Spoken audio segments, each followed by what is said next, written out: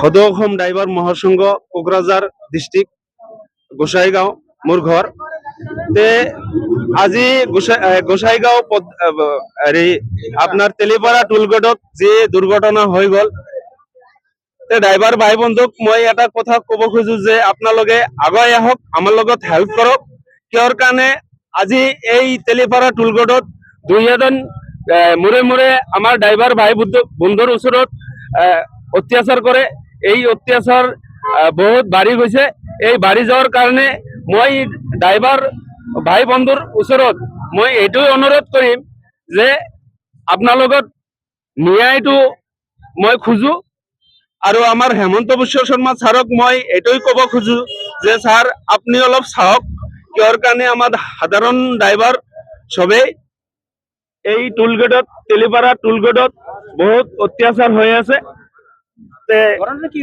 আমি শুনা পালো কালি আজি ৰাতিপুৱা মানে এই তেলিপাৰা টোলগেটত আমাৰ ড্ৰাইভাৰ ভাই বন্ধু এজনক মাৰিছে, বহুত বেয়াকে মাৰিছে, মাৰি কেনে একদম নালাত পেলাই ৰাখিছে। আমি খবৰ পাই আহিলো, আহি কেনে ড্ৰাইভাৰটোক মানে দেখা নাপালো, হস্পিটেলত লৈ গৈছে। টোলগেটৰ মানুহ মাৰিছে। নাম মানে ইয়াৰে মেনেজাৰ হল আপোনাৰ মানিক বুলি কয়, মানিক মেইন মেনেজাৰটো মানিক। এই মানিকৰ নিৰ্দেশত ইয়াতে ইমান অত্যাচাৰ হৈ আছে। এইগিলা কি কৰি আছে নকৰা এইগিলা মই ইমান ক'ব নাযাওঁ।